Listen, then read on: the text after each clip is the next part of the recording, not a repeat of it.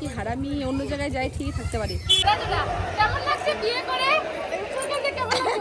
দেখে না ফাইনাল নিজে নিজে যদি ফটো না দাও ভাইরাল করে দিব। নমস্কার, কেমন আছো সবাই? আশা করছি সবাই ভালো আছো। তোমাদের ভালোবাসায় আমিও অনেক ভালো আছি।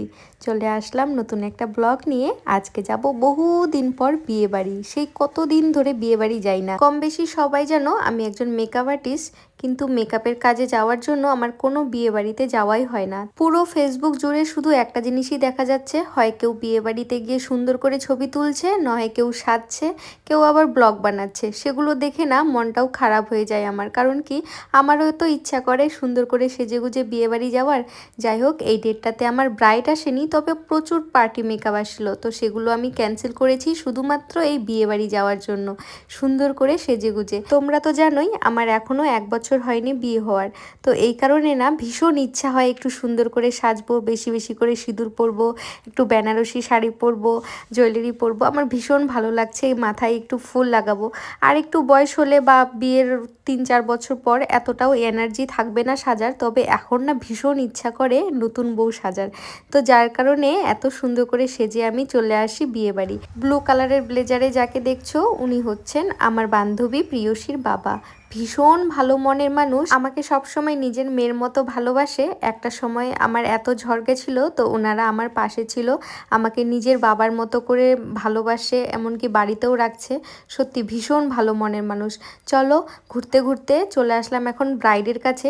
আর দেখো ব্রাইডকে কত মিষ্টি লাগছে, সত্যি ভীষণ সুন্দর করে সাজিয়েছে প্রিয়সী ওর বৌদিকে, খুব সুন্দর লাগছে। নতুন বউয়ের জায়গাটা কত সুন্দর করে ফুল দিয়ে সাজিয়েছে না, ভীষণ ভালো লাগছে। এখানে আমরা দুজন অপেক্ষা করছি প্রিয়সীর জন্য। আর এই যে বরমশাই দেখো আলাদাই একটা গ্লো করছে, বিয়ের ফুল ফুটে গেছে না, এই কারণে। যাই হোক, আমরা এখন সবাই অপেক্ষা করছি যে প্রিয়সী কখন বেরোবে রেডি হয়ে, কিন্তু প্রিয়সীর তো কোনো পাত্তাই নেই, কারণ ও সাজাতেই ব্যস্ত আর নিজে সাজতে ব্যস্ত।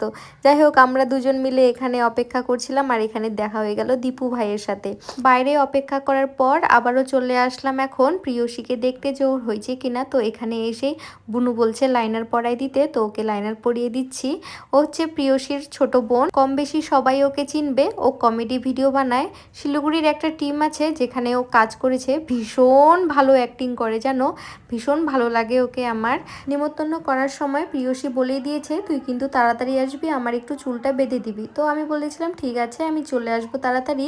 তো আমি ওকে কয়েকটা ফুল আনতে বলেছিলাম, দেখো কি সুন্দর সুন্দর ফুলগুলো নিয়ে আসে। তো ফুলগুলো এত সুন্দর, ছিঁড়তে ইচ্ছা করছিল না দেখে ওকে বলছিলাম তুই না গোটা গোটাই এক সাইড দিয়ে লাগা, তোকে সুন্দর লাগবে দেখতে। যাই হোক, ওর সাথে একটু মজা করলাম। আর বান্ধবী মানেই তো একটু খুনসুটি, একটু হাসি মজা, তাই না? যাই হোক, তারপর রেডি হয়ে গেছে, এখন সবগুলো জিনিস গুছিয়ে নিচ্ছে। আমি চলে আসলাম রিকুর সাথে কফি খেতে। বাড়িতে চা কফি খাওয়ারও সময় পাইনি রেডি হতে হতে, তো এখানে এসে কফি স্টল দেখে না আমার এত ইচ্ছা করছিল কফি খেতে, তাই 1 কাপ কফি খেয়ে নিলাম। তারপরে এই দেখো বান্ধবীর বর প্রকাশ দা আর বান্ধবী কি সুন্দর মানিয়েছে না দুজনকে পাশাপাশি দাঁড়িয়ে দেখে আমার ভীষণ ভালো লাগছিল, তাই আমি বরকেও টেনে নিচ্ছিলাম। চলো এবার একটা ছবি তুলি, কত সুন্দর লাগছে না এক ফ্রেমে 4 জন বন্ধু। জানো আমরা প্রায় আগে যেখানেই ঘুরতে যেতাম 4 জন, আর সাথে ছিল দীপু ভাই, আরও কয়েকজন আছে, আমরা সবাই মিলে ঘুরতে যেতাম। তো আজকে অনেক দিন পর এক ফ্রেমে সবাই, ভীষণ ভালো লাগছে। যাই হোক, ওখান থেকে চলে আসলাম এখন আমরা খাওয়া দাওয়া করতে, সাথে প্রিয়সীও আসছে। খাওয়া দাওয়া করে আবার তাড়াতাড়ি চলেও যেতে লাগবে বাড়িতে। বাড়ি থেকে বলেই দিয়েছে 10টার আগেই বাড়ি ঢুকতে, যার কারণে আমরা এখন খাওয়া দাওয়া করে একটু ডান্স করে বেরিয়ে পড়বো। খাবারের মেনুতে ছিল ভাত, ডাল, ঘন্ট, মাছ ভাজা, খাসির মাংস, আর তার সাথে ছিল পাঁপড় ভাজা। সবগুলো রান্না ঘরোয়াভাবে রান্না হয়েছে, ভীষণ সুস্বাদু ছিল খেতে। এর আগেও যখন প্রিয়সী ছোট দাদার বিয়েতে আসি তখনকারও খাবারগুলো এত সুন্দর লাগছে, আর এবারকারও খাবারগুলো ভীষণ সুস্বাদু ছিল।